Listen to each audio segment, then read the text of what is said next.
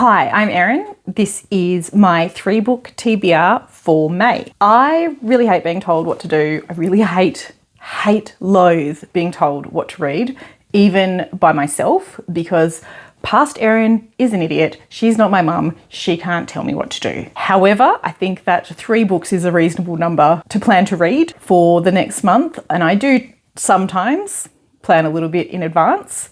So in addition to the 3 books I was going to talk about today, I'm in a couple of book clubs, so I have some book club books. The first book club book is My Friends by Frederik Backman. I've only read My Name is Over from Backman, which I liked but didn't love. So I'll be interested to see how I go with My Friends. I am a little bit concerned that it's over 500 pages.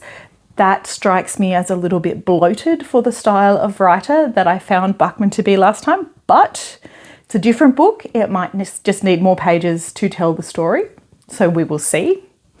The other book for my other book club is Craft for a Dry Lake by Kim Mahood, which is a memoir. I believe it's an Australian memoir. That is all I know about it. I think I might have picked this book. I so far have had terrible form at picking book club books. Huge apologies to both book clubs where I have chosen books. So hopefully this is one that redeems me, but we will know by the end of May. The 3 books that I have chosen from my shelves to read in May.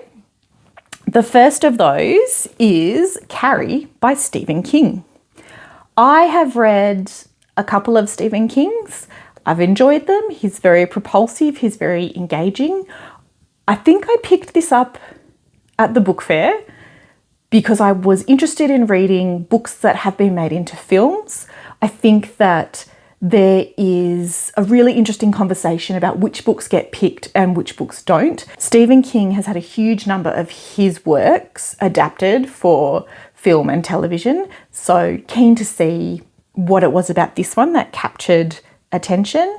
I'm also going to use this for the Books and Lala Buzzwords cover challenge. One of the prompts on that challenge is fire or smoke on the cover, and definitely got some fire on this one. So keen to read that one. The next book I've chosen from my shelves is David Copperfield by Charles Dickens.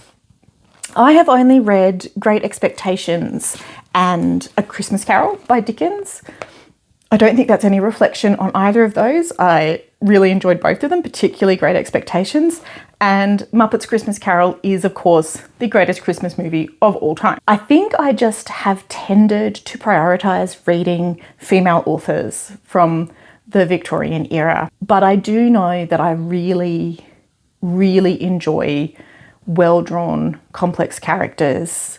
And I think that is a particular talent of Dickens. I'm often willing to forgive quite a bit for good characters. And I think, David Copperfield is supposed to be one of the really good ones. So I'm looking forward to reading that one. And then finally, the 3rd book I've picked from my shelves is The Vegetarian by Han Kang, whose work I have read none of. This one is translated by Deborah Smith. I know very little about this one. It was recommended by a local bookshop to me, Bookface.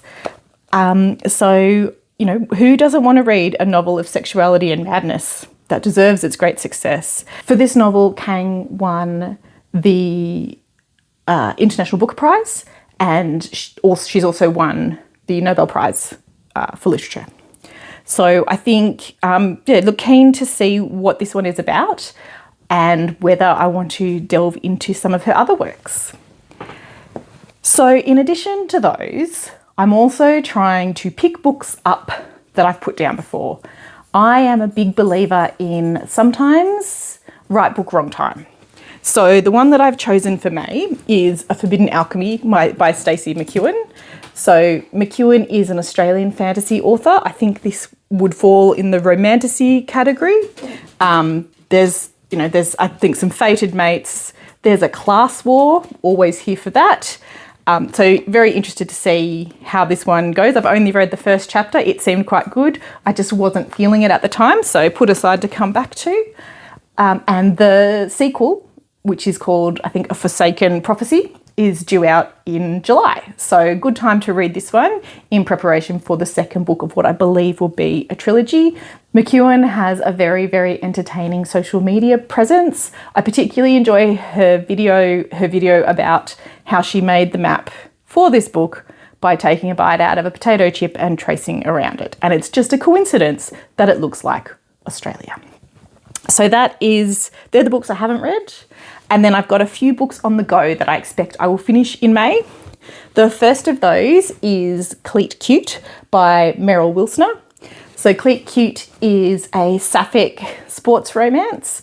We have two professional football players, professional soccer players, playing in the US League.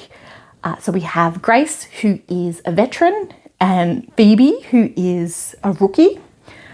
They meet at a sort of introductory big squad US team training camp, and then they are playing for the same professional team. I am about halfway through, and this one seems like a really good one for people who enjoy a good sports romance.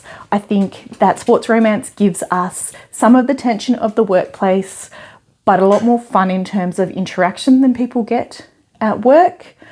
Sports also enable romance writers to be able to give people a lot of free time, because at a certain point and at a certain salary point, athletes do have more time in which to do lovely and romantic things. The next book that I am currently reading is Femme by Sam Beckbessinger. So this one, the premise is what grabbed me. It is a werewolf novel, and what happens is Ellie, who is in her mid-40s, in that peak sandwich time of life with older parents, with children, with a partner, with a job, is experiencing a range of symptoms, and her doctor misdiagnoses her turning into a werewolf with perimenopause. So on that premise alone, I was going to read it. It's been blurbed by Nat Cassidy. And yeah, I'm really keen to see where this one goes. I hope that it lives up to the promise of this very funny premise. The last book that I wanted to flag, I don't think I will finish this in May, but I will continue to read it in May, is Jurassic Park by Michael Crichton. Jurassic Park is my favourite movie. If I had to pick one, I would pick Jurassic Park. I have seen it more than anything else. The novel of Jurassic Park I had not ever read, partly because 30 years ago, someone spoiled the novel for me and I didn't see the point in reading it. I already loved the movie, and this person told me that the movie was better than the book. Anyway, fast forward to now, and one of my children was keen to read it. So what we are doing is we have a copy each and we do a buddy read each night for 20 minutes. We read Jurassic Park. They are still building up their reading speed, so it is a good exercise in patience for me. But it's also a really lovely moment for the two of us. We read our couple of chapters, we have a little bit of a chat about it, and it's been a really lovely experience. I think that we'll still be going for another couple of months. But yeah, so Jurassic Park, I'll keep you updated on the progress with that one. So that is my reading plans for May. As always, I've overthought how to talk about these, but that's what I do. I do that so other people don't have to. I'd be really interested to hear what you're reading, and what do you think about books that have been adapted into films? Do you like to read them? Do you choose to only consume the story in one media form or the other? Have you read any of the books that I'm planning to read? Do you have thoughts? Love to hear them. If you have enjoyed this, you are welcome to like and or subscribe. Take care and keep reading.